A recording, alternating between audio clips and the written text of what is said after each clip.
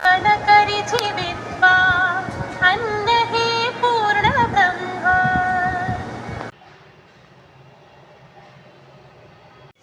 आता करूया बेसन लाडू।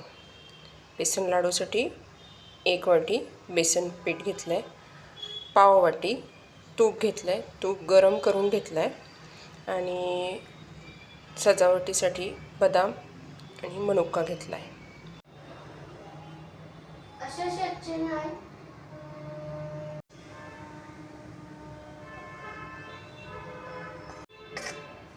तर आपण हे मिक्स करून जसं जसं आपण भाजू तसं तसं त्याचं तूप सुटेल आणि आपल्याला तुपाचा अंदाज पण कळेल। अगदी जास्त तूप घालायचं नाही, नाहीतर लाडू नाही त्याचा वेगळा शेप तयार होतो। पिठाचा रंग छान यायला लागला आहे हळूहळू, तरी आपण अजून त्याला परतणार आहोत। थोडं तूप अजून आपण ह्याच्यात ॲड करूया।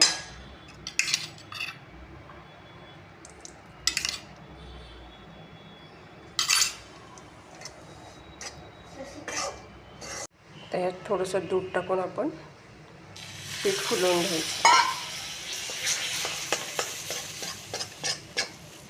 दूध टाकल्यानंतर बघा कसं झालं आपलं पीठ छान भिजून झालं आहे, तूप पण सुटलं आहे। तर गॅस बंद करायचा आहे आणि त्यानंतर आपण हे गार करायला ठेवूया। पीठ गार झालं आहे, ह्यात आपण साखर टाकून घेऊया। आपण यात साखर टाकली आहे। 1 वाटी बेसन पिठाला अर्धी वाटी साखर, तुम्ही त्यापेक्षा पण कमी घेऊ शकता। हे सगळं मिक्स करून घेऊया।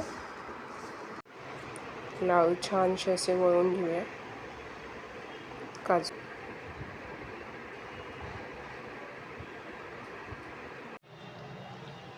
आपले बेसन लाडू तयार झाले आहेत।